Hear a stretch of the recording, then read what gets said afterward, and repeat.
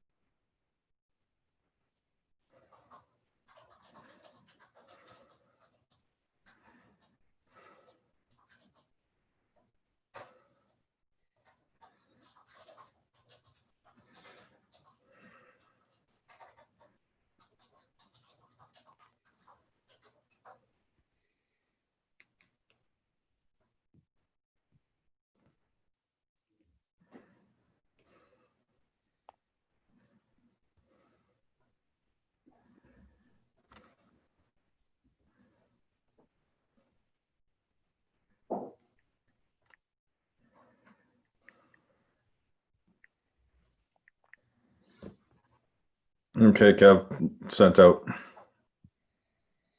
And we are live. We are live.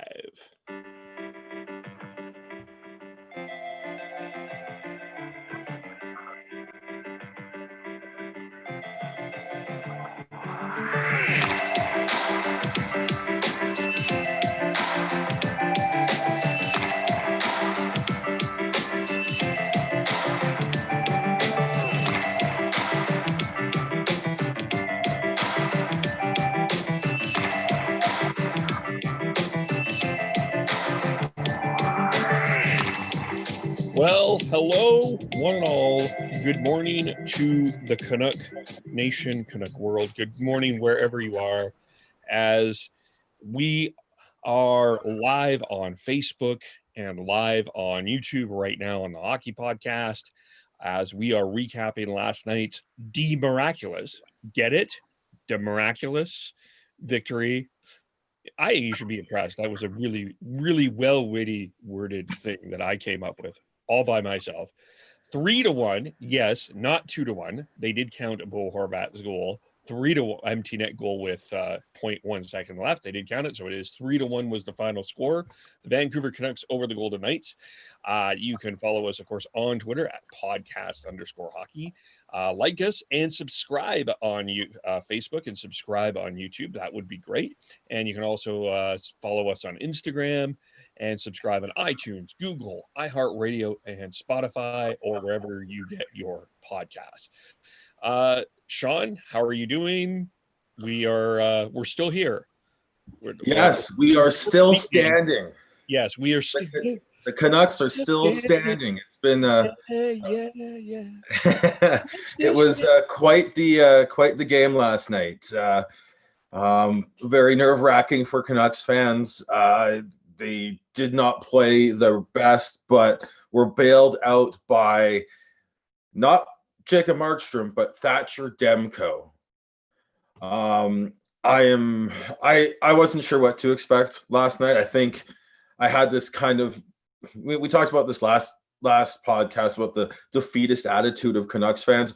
I think once everyone found out that Demko was in net, it was almost to a point where everyone would just like kind of relax. It was like, okay, like if he can if they can somehow pull this out, that's amazing. But I think we all kind of, I think no matter how positive you can get at that point, it's like, oh boy, what are we getting into tonight? Are we going to just do what a lot of Flames fans did in Game 6 versus Dallas, or are we going to be sticking it out to the end because they actually they'll be able to like do something? And despite having like no shots in the first 10 minutes of both the first and second periods, they found a way to really control the amount of high danger chances that Vegas had, and they were able to make it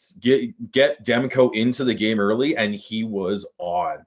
He was tracking the puck well, anticipating the plays well, moving well. Like, he was on, and it was great to watch. I think the difference between what happened with, excuse me, give me a second. The difference between the Canucks and the Flames is resiliency. And we've seen resiliency time and time again during this playoff run from the Canucks. We saw it against St. Louis. We saw it a little bit against Minnesota as well. You had a comeback victory against St. Louis. You bounced back from a bad game one, and against Minnesota. In Calgary, you didn't necessarily see that. And I think that that's the big difference. And I also think maybe a little bit in terms of just as nerve-wracking as last night was, and every playoff game is, I think that there's a part of the Canuck, the other side of the Canuck feeling here is we got here and everything is okay. So it doesn't really, like, everything that we get from now on, I hate to use the word house money because I'm sort of feeling it's a bit of a cliche term, but it is a little bit house money. It's like, we're okay. If we lose, we lose. We're not expecting the Stanley Cup this year. No, we just as Canucks fans, we just want to see the Canucks go out fighting, whenever that is, or if we get lucky enough and something miraculous happens. We just want to see them fight to the end, and they are, and that's fantastic. Like, they, as frustrating of them watching them try and enter the zone last night was, they were being very. They worked their system in the offensive zone very well, and they were very structured, and they were able to keep the puck, keep Vegas from getting too many high danger chances. I think it was like halfway through the second, and the high danger scoring chances were like 4-1 for Vegas. And normally it's like probably like they're closing in on double digits at that point, and they were able to shut them down for the most part in terms of not having to rely on Demko to be absolutely spectacular. He was very good, and he made some big saves throughout the 60 minutes, but for the most part, a lot of his saves were pretty. He could see them. They weren't from right in the slot, and if they weren't great shots. So it was in that aspect, it was really nice to see the Canucks be able to play a very structured and patient game. Yeah, I think, to me, when I watched the game again this morning, I was like, I know that the stats looked like the shots looked so bad, but everything else didn't look that bad. Like, overall, it was like takeaways and faceoffs. The Canucks were actually dominant again in the faceoffs. They were in the 55% range. Giveaways, they were not. Actually, Vegas were giving away the puck more than the Canucks, surprisingly enough, after two periods. Mm-hmm. And there was a lot of shots that, I don't want to come across that Demko wasn't spectacular, that because he was, but there wasn't a lot out there that I would like watching back. I was, it didn't look as bad as it instantly felt in what people were talking about on Twitter. What it wasn't that the problem is the Canucks were not able to get a lot of shots, as you mentioned, not until 10 minutes into the first period. Although they got the JT Miller post, and then 12 minutes into the second period, it took a while for them to get shots. But other than that, like, really, when you look at what Vegas did, it wasn't as lopsided as we looked at it instantly last night when I looked at it again. The Canucks were. They weren't getting shots, but I think the big key is that they were being very patient without the puck and making sure that they weren't jumping and giving Vegas opportunities. But once they did get the puck, it was hot potato a lot of the time, and that was the one part I wanted. They need to improve on if they want to force a game 7. They need to be able to get the puck, get it out, and get down into Vegas' zone and control it a little bit better. They've struggled with that for in some way or another all series, but it was even more so last night. Vegas was very good at holding the blue line and forcing the Canucks to dump it in, and then breaking out with like little resistance from the Canucks. So that's one thing the Canucks need to make sure that they work on and figure out how to break the neutral zone defense of the Golden Knights, because if they can do that and play the patient game and then break through that defense in the neutral zone and get some more rush chances and some more scoring chances, then game 6 could be, it should be theirs for the taking at that point. But we all know game to game is so different. That Vegas is going to be making changes as well, so it's going to be the Canucks do need to be better next game, or else they'll be leaving the bubble and going home. Yeah, I'm not like coming out here. I'm not like saying the Canucks were great. There's certainly some things that we need to be fixed, but at the same time, I think Vegas is just at another level in terms of speed, no question. Especially when they put the pressure on the defense, and on their end, they seem to be in every battle and everything like that. But the Canucks, it wasn't like it wasn't as bad as it looked last night. But and maybe you have a cup of coffee and you wake up in the morning and you look at it better. I do want to bring up a stat about Thatcher Demko here, in terms of where he sits, because this was sent from NHL PR last night. Thatcher Demko is in the same company as Jose Theodore, Bob Mason, Tony Esposito, Martin Brodeur, Ken Dryden, Mario Lessard, and Ron Hextall. 40 saves or more when facing elimination. The record, of course, is Jose Theodore in the conference quarterfinals. But Demko's 42 saves puts him in some pretty interesting company. Yeah, and then another thing with Demko on that one is he's the first goalie since Jose Theodore to win his playoff debut when the team's facing elimination, and that's as a rookie. Yeah, so it's huge. And I said this before we started. There was a weird sense of calmness for me watching Demko play last night. I think had he looked a little shaky, I would have been a lot more nervous and more on edge. But he just like I said earlier, he was tracking the puck well. He was anticipating the plays well. He was moving well and efficiently, and he made a lot of saves real easy. And when your goalie's doing that, it's easy to be a little more confident and less on edge than you normally would be. Yeah, and I think a shout out here goes to Ian Clark. I think people, I'm glad that there was pictures last night on social media about him, and back to the Calgary talk. There was the frustration with Rittich as he didn't play any meaningful games since March, and you're throwing him in cold. That's basically, other than 8 minutes, what you did with Demko, and he can't. Demko was calm, and that's a credit to Demko, but that's also a credit for Ian Clark working with him and making sure that he's ready. So I think, again, we speak to the value of where Ian Clark is in this Canuck organization.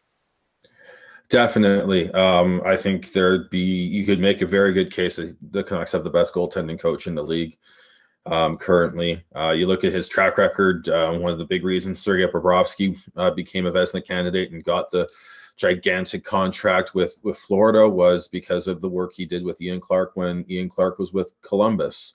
You look at what he's done with Markstrom and now Demko. I really do think that the Canucks have, if not the best, then one of he's top three goaltending coaches in the league, and they need to make sure that they lock him up and keep him within this organization going forwards. If you listen to Kevin Woodley, he'll speak in very high terms of how Ian Clark thinks the game. And I think what makes Demko and Clark such a good combination too is that the way Demko thinks as well. This is a kid who at 13 years old was already starting to track where he was scored on. He had a notebook at 13 years old trying to tracking that, and then he was a psychology major in college. So in terms of understanding the mind and understanding the mental aspect of things, Demko has it, and it's very exciting for Canucks fans going forwards, because with Markstrom's contract coming up, they need as much bargaining power as they can if they want to keep that to a shorter term and a lower cap hit as much as possible, with the flat cap going this year and everything, because we actually have some breaking news here. The goalie carousel has begun. Jake Allen has been traded to Montreal for a 2020 third round pick and a 7th round pick. So you can be a good 1B goaltender, but all you're returning, if you have any sort of cap hit, is a 3rd and a 7th. So they're not restricted. They were restricted. They were both Binnington. I was looking at this because I was like, Binnington and Allen, it's 2022-23 that they became free agents, didn't they? Yeah, the Habs traded a 3rd and a 7th for Jake Allen just literally 10 minutes ago. So the goalie carousel is started, and it's going to be going pretty hard this offseason.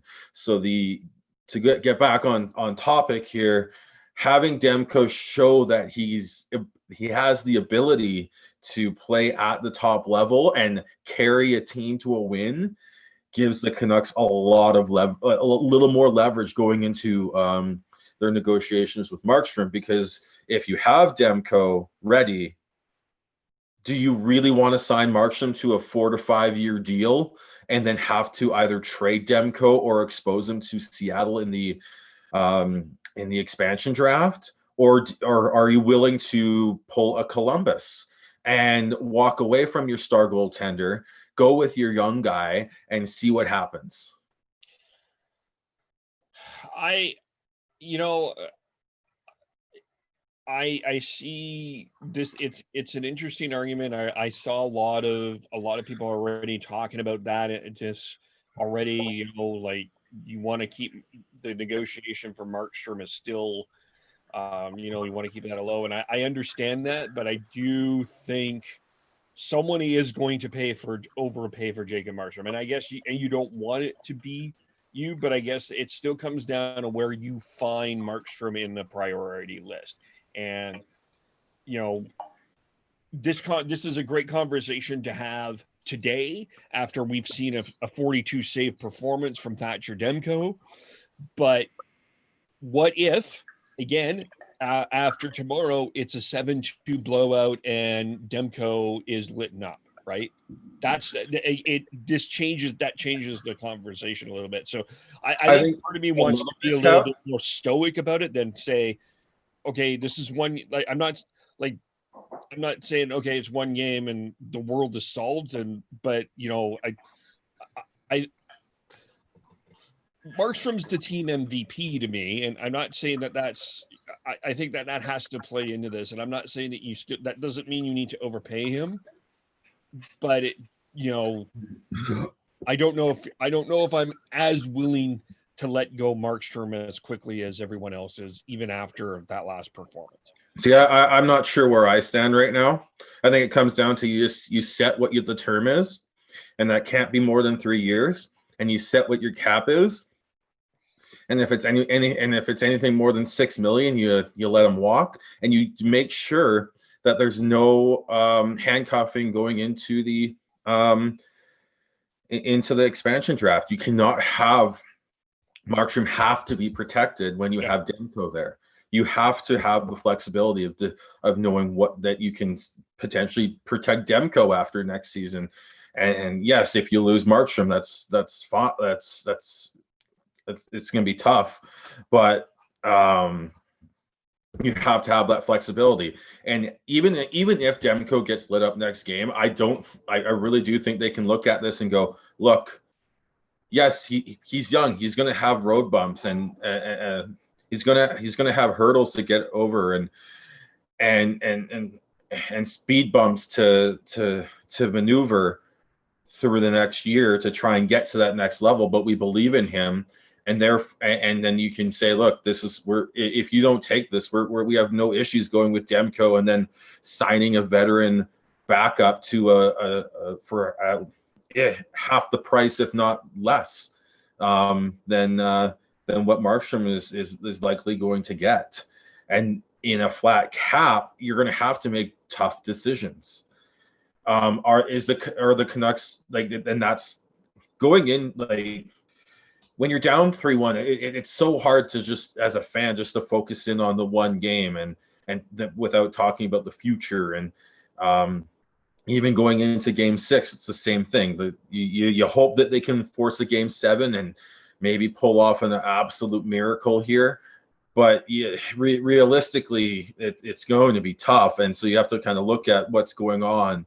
And this, no matter what happens in these playoffs, this offseason for Jim Benning is a make or break offseason for him.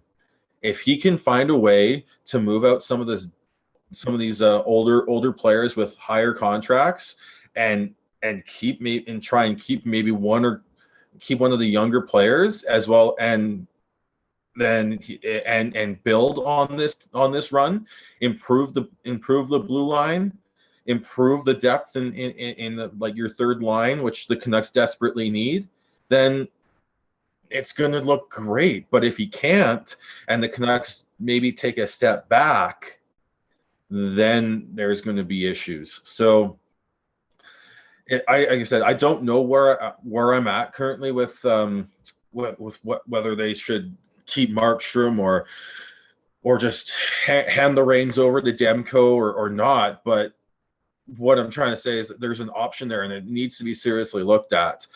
How many people would have expected two of the best goaltending performances we've seen in this playoffs to have come from Columbus after they gave up didn't re-sign Sergei Bobrovsky last summer? Right, Korpisalo, and yeah.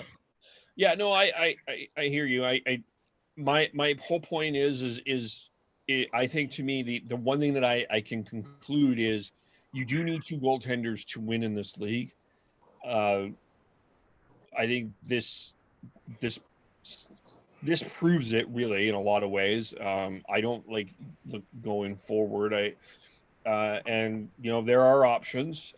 Might I suggest, I'll just throw this out there. There might be Cam Talbot might be out there for Vancouver, and that would be an actually really good signing for the Canucks to get. Sorry, Flames fans, but that would be a good signing. So there are options out there. But going into Game 6, I don't think we're going to see Markstrom. I'm suspecting that this is a groin injury, and I think that we're going to run the ball with Demko at least to Game 7. And I'm going to put an if. I wouldn't be surprised if we see Demko even at the start of Game 1. I think I'm not suspecting that we're going to see Markstrom this series. I disagree with that there, Kev. I think based off of everything that was kind of reported yesterday and what everyone was talking about is if you look at the video, I think that was posted last night after the win, and Markstrom was down there congratulating Demko. I don't think, it is a groin injury. I don't think it's that serious, But I think unless Markstrom is 100%, you're going Demko game 6, and then you're following up with Markstrom in game 7. If as you said, if 2 goaltenders are needed, then you're going to need to do that. If we don't have much information from Demko on back-to-backs, but at this point, I would unless Markstrom is 100%, which I don't think he will be, come tomorrow, you start Demko and go from there. You can have Markstrom back up because I think that would be fine, and I don't think that would create a big. It won't create a gigantic talking point and quote unquote goalie controversy, because I think there'd be a lot of people who are saying, look, this is just load management and you need to actually start. They've been clamoring for Travis Green to do that from since the Minnesota series, honestly. So I think it's time that they just put that away and just say, look, it is load management. We do, because Vegas is going to have the same question. Do they? It's a back-to-back if Canucks win tomorrow. Yep. Do they play Leonard tomorrow? But then when it's such an interesting conversation. Because do you really want to put Leonard in for one game, then put Fleury in for game 6, and then put Leonard back in and put them out of sync that way? Or what? With the Canucks, it's a little easier. It all comes down to Markstrom's health. Unless he's 100%, you got to go with Demko. But then again, if he is 100%, you're not getting 100% Markey in game 7. Does that mean you have to go with Demko in game 7? This is such an interesting discussion. And until you see it, I think you can make a good case for 2 or 3 different situations. Like I said, I think for the Canucks, you operate under that Demko's going in game 6. He's proven that he can step in and play, and then you make sure that you find a way to get to not squeeze the stick so tight and actually get some more opportunities on whoever's in net for Vegas, because I think whoever's in net for Vegas is Leonard did not look comfortable last night. No, he even in the first period, he looked really shaky. There was not only the Miller shot, the Fantenberg one-hander. He was fighting the puck a lot last night. I actually wouldn't be surprised if they went back to Fleury tomorrow. He has the experience. And I just want to quickly, before we talk about the turning point, the Golden Knights team in general, the last 2 games and last night especially, they looked a little frustrated last night. I still think that I still question the killer instinct of this team.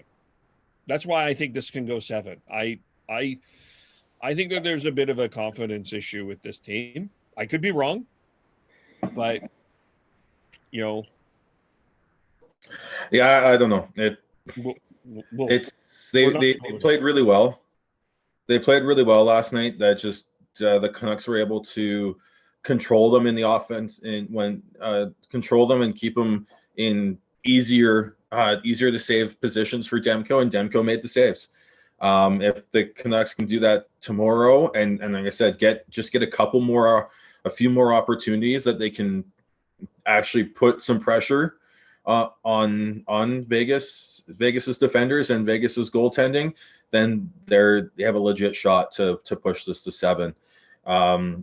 It's until you get over that hump. Sometimes you have a bit of a brain block. And maybe that is something that Vegas has, but I don't know. And then the other thing is just get into Marchessault's head. He is a loose cannon who's going to take penalties. Canucks fans were making fun of Myers in the Minnesota series for playing hard and just playing playoff hockey and getting called like it, but the games were getting called like it's regular season. Now that it's playoff hockey, Myers isn't getting called as much. But Marchessault is, because he's playing stupid. Like, he's a hothead. We saw that with off ice stuff with the social media, and we've seen every time he gets a penalty, no matter how blatant it is, he's complaining that he shouldn't get the penalty because he's a hothead in that aspect. And the Canucks need to find a way to create more power plays with him off the ice. He's an interesting character. I think what I'll say, Kev, a villain for a long time. Yeah, I was about to say he's climbing up there quick. As for Canuck villains, he hasn't done anything really egregious that gets him up into Marchand territory, but that's a special level that you'd have to be an absolute utter idiot and to do it, to get up there. But in terms of normal, just pests and everything, I think he's like, I have a hard time thinking of anyone else that could be right there, because he's offensively gifted. He's a threat every time he's on the ice, and then he doesn't know when to shut his mouth, and so it's very easy to not like him. And who knows? We could see this be like the Chicago for this version of the Canucks. And if that's the case, then yes, that we're going to be hating on Marchessault for a few years here. Well, they looking ahead, they are the I would argue the number one contender for this division for a long time, and it probably realistically at this point. Sorry, Oiler fans. I know you have McDavid and Draisaitl, and you believe all things are possible with them. This is probably the Golden Knights and Canucks are the top two next year in this division. So that, 7 games or however many games are next year, more Jonathan Marchessault, more Ryan Reeves battling for position, probably some more playoff series in here. It's certainly not the last one. He'll become a villain. It's for sure. I want to get to before we get to the point, you talked about the Marchessault, and it just sparked that I wanted to also quickly talk about the defense. And I think a little bit of kudos to Tyler Myers, because you mentioned him, and I think that was why. Alex Tuch has not had a point since Tyler Myers has been back in the lineup. And I know that, again, this is where the stats look like, oh my gosh, and there's a lot of other things that you're looking at. But I felt like, the last couple of games, Quinn Hughes has been a little bit better. And I thought Myers has been effective, but I thought Alex Edler in the last couple minutes was just warrior-like last night as well. So I wanted to make sure that we did talk about how that Canuck defense, Troy Stetcher, even again, I thought Stetcher was pretty strong last night. I thought overall not the best, but they got the job done. Yeah, Tyler Myers came in, and you can tell he's not up to full fitness. He's and full health, but he's battling, and he's been stuck out there on, especially in the second period, on a few in these last 2 games, a few super long shifts, and he's just absolutely gassed. But he's finding ways to shut down some players who have been driving the Canucks absolutely nuts in this series, and that's really, really good. The Vegas Golden Knights have found a way to make that second period a nightmare. They're finding ways to just continue cycling down low and just tiring out the Canucks, but the Canucks have found a way. Like the last couple games haven't broken, which is really nice to see. They gave up 1 goal last night, but they answered right away which that was a turning point. They had to. That was the turning point of the game for sure. But they didn't break, and a big part of that is Tyler Myers finding ways to just survive out there. Yeah, Stetcher was a warrior out there again, but it's going to be very.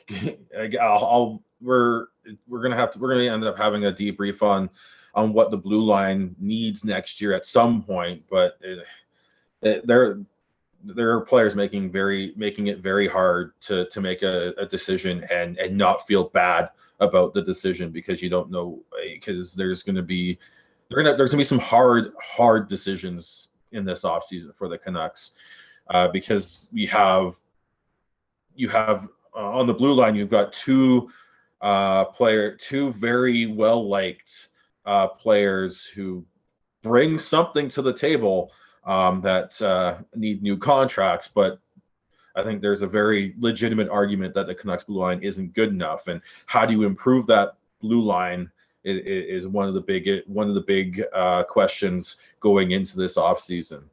But after game 5, you've got warriors on that blue line, especially with, like I said, Tyler Myers and Troy Stetcher, just absolutely finding ways to survive and give the Canucks a shot at doing something special here. Yeah. Let's get to the turning point for me. Shea Theodore scores 24 seconds later. Brock Boeser deflects the goal. Okay, before we get to the Boeser goal, can I just what was Beagle doing? Like, is he just like ushering him? He's like a door ushering Shea Theodore into the slot to let him take a shot. Like, what was he doing? That was horrible. Yeah, he went around one or two players there. It was one was just a good move, but Beagle decided to just throw his stick out like this and go, oh, maybe I can get it, instead of just going at him and at least force him to the outside. He tried to flail his stick at him, but end up forcing him inside to a point where he could actually have a really good shot. That was absolutely horrible by Jay Beagle. Yeah, not his best point, but that probably, again, a lot to do with that long second period change, and I think that had they just came up with a power play too. Yeah, and one that they shouldn't have had. Yeah, that was that should have been, that was the Roussel high stick, right? Yeah, and that should have been. I think I would have been okay with both went off there. Both should have gone off. Yeah, that would have been. Holding the stick and high stick. Yeah. But as per Tyler, they need to be slapped in the face with the penalty to call it sometimes. Fair. Yeah. But like I said, the resilience of just finding a way to just they're announcing the goal and Boeser scores. And that's a just huge weight off Besser's back. They need him going. And just the play, like a nice smart dish out to Miller, and then driving net to deflect it past Leonard. Just huge, absolutely huge. As soon as I was so angry after the Theodore goal, and then they find a way to just come right back and tie it right back up, and you had a new, as a Canucks fan, you had a new lease on life. You felt like, okay, we aren't going away quietly, and it was just it was nice to see, and especially with seeing Boeser get rewarded for was probably easily his best game of the series, arguably the playoffs, where he had almost 1/3 of the shots on net that the Canucks had, and was he was a driving force of any offense the Canucks had. So it was really nice to see him get rewarded. Yeah, I agree fully with that. Not to pull a Chris, but I think when the Theodore goal happened, I kind of had that office moment. It's over, we're screwed. And then it was so just absorbing that and understanding just kind of mentally. And then all of a sudden, Besser scored. I was like, oh, wait a minute, this isn't over at all. And they almost had the lead at the end of the third period. But like Besser, I feel this was almost a vindication for Besser in a lot of ways. He's been taking a lot of heat unfairly, I think, from a lot of Canuck fans. And I don't think he's been terrible at all in these playoffs. I think he's been asked to do some different things. It hasn't necessarily gone offensively great for him, which is what Canuck fans want from him. But I think Travis Green has expected maybe a couple of different things from him. And, again, we'll talk about this more, but put this on the note. I think we're going to see a much different Brock Besser next year, a much more complete Brock Besser next year. And that will be much better for what Canuck fans need. Well, and yeah, I'm kind of getting now. I think part of it is he got away from what is one of his strengths, which is his shot, and he went back to it last night. He does need to shoot more. If you look back at some of the games, shooting more was something he needed to do for sure. But overall, his game has drastically improved. He does need to work on his foot speed. Maybe it's time for him to get Bo Horvat's skating coach on the line and work with them for the month and a half that they'll have off to 2 months they'll have off, depending on what you think the next season's going to start. But his development, I think, is not getting enough praise in terms of his overall game for sure. Like you said, he's not going to be a one. I don't think he's as much of a one-shot sniper as we initially thought, but he's definitely become a more all well-rounded forward, and one that you can throw out in almost any situation, and know that you can rely on him to dig the puck out, make the right pass, and not just get selfish and shoot the puck. Now, which leads to the reunification of the Lotto line. And we know Travis Green is either they're going to put sticks. I'm surprised my name has not been on a stick yet.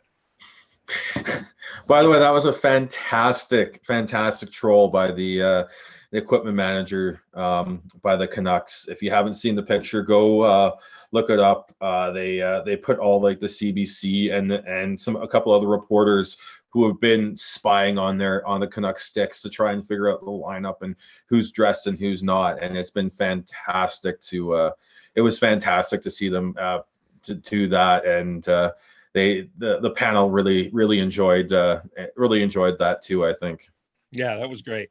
But the blender that Travis Green has typically been doing, do you keep the Lotto line together and blend everybody else, or do you blend? No, at this point, you got to go with the Lotto line. I really do like Petey and Besser's chemistry. I think that's the best use of those two. Pearson's really struggled the last couple of games of just. It feels like he's squeezing his stick a little too hard and isn't able to receive or give passes correctly.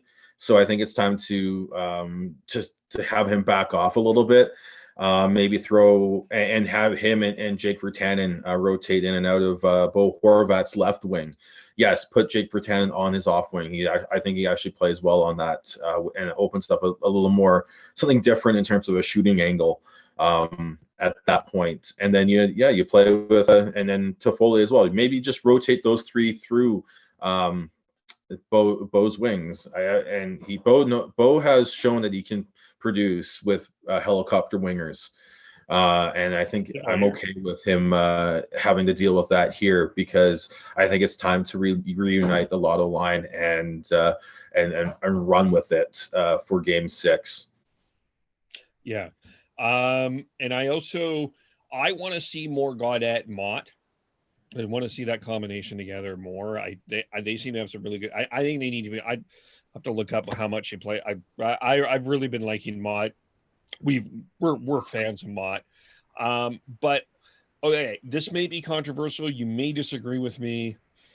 Roussel was better last night, penalty or not. I thought he handled Ryan Reeves much better last night than he had the entire series. That being said, I know they won, but I still want to see Zach McEwen in the lineup. I still think that is especially when you are trying to get pressure in breaking through the neutral zone. I just still feel Zach McEwen can do that better than Roussel. I don't think we're going to see it, but I would like to see it. I agree with you on that. We're not going to see it. At this point, I think you got to go with the same lineup. As much as we want to see the big fella come back in and see what he can do versus Vegas. I don't know, unless someone's got a nagging injury that makes them unfit to play. I do think they end up going with the same lineup next game. I liked Roussel's game last night. I felt he wasn't a distraction. He wasn't. He kept himself in check, but was still a pest and still using his speed and his grittiness to create havoc when possible. So I have no issues with him playing Game 6. Like I said, at this point I think whenever the only way McEwen's getting in is if there's some sort of injury. Fair. That's just my personal preference, but I think we need to see that Roussel though more going in Game 6 and 7 than previous Roussel for sure. Definitely. Pearson last night played 18:34, Mott 13:55. I guess I would like to see Mott just a little bit more. Gaudette only played 8 minutes last night. Yeah. In terms of Mott, he's a good fourth line player who can play up, and you can play him in Travis Green's line blender every once in a while. I think 13 minutes is about right for him, unless there's a lot of penalty kill. Yeah. He has underrated skill, but you still need to make sure that you're putting your top players out there to produce offense. So like I said, 13 minutes for Tyler Mott it seems about right. 13 to 15 at the most for Tyler Mott, in my opinion, is the best. Yeah, in there. I just in terms of a recipe, a spice bit more Mott, a little less Pearson, but not. Oh, we're not overdoing it. We're just spicing it. Is there anything else on this game in this that we need to talk about? I just it's great to see them force a Game 6. Let's, like I said, no matter what happens tomorrow, go down fighting. That's all Canucks fans ask at this point. I don't expect them to roll over and die. I totally expect them to go out fighting, and it's good to see. Like, no matter what happens here, the Canucks have something good building. It's going to be tough. It's going to be very interesting to see what they can do, but like I said, they've gone farther than a lot of people thought, and it's time to see what they're showing their mettle, and I love it, and I'm excited to see what Game 6 looks like tomorrow. Probably be one of the best games of the entire playoff run. It just has that intensity to it. I just want to also, before we wrap up, can we just give a shout out to Isha, who poor guy is riding his bike. He's doing his bike thing, and he's doing his hockey podcast thing, and he took a pretty follow him on VI Sports Talk. He posted the video. He took a bit of a spill on the bike, and I honestly hope, dude, I just want to say I hope you're okay, because that looked nasty. Yeah, I was talking with him last night. He seems he's in good spirits. He should be okay. He's busy, probably still busy doing everything for the Hockey Podcast Network. So, but yeah, as well as more Kevin Bieksa. Like, again, last night, star of the show. Bringing out the old millionaire's jacket that he didn't get to wear because he was busy tending to his dad at the hospital before the Heritage Classic. You can tell he's as into it as the rest of us Canucks fans. And With the yes, tag still on. yeah, the tag's still on too. It's hilarious. It was like literally, like wait, the tag is still on that thing, is Yeah. it? Yeah. Yeah, and then wearing his Bo Horvat socks as well. But again, like, is it like it seems like every time every time he's on, the panel just is a lot more loose and a lot more engaging and willing to, like, even if they make mistakes, they laugh it off as opposed to feeling like nervous to make mistakes. It's so much fun to watch. Like, intermissions when Kevin BX is on are now must-watch TV. Like, when was the last time you said that intermission was must-watch TV? Maybe mid '90s when Coach's Corner was in its heyday. That's it. Yeah, to me, I get, again, I have to put this in off season. For sure, I think more BX. I and I think they're going to have to have a long look, but I think for sure we're seeing the transition of a new generation of panel, and I think BX is. I want to be careful how I say this. He's the new and improved Coach's Corner. But I hate to use the word Coach's Corner because he's not Don Cherry in any way, shape, or form. No, he's I would say what he's bringing to the panel is what, like, Barkley and Shaq brought to the TNT NBA panel. It's more of that. Yeah, it's fun. It's entertaining. It's goofy, fun, entertaining. You want to watch this to see what he's breaking down and plays amazingly, but he's also being entertaining because he's taking shots at Ron, taking shots at Kelly, taking shots at Anthony Stewart, and in his hair. And yeah, it's just he like I said, it's so much fun. Like, no matter what, like it even after like games, game 1 and game 3 where the Canucks played like crap, and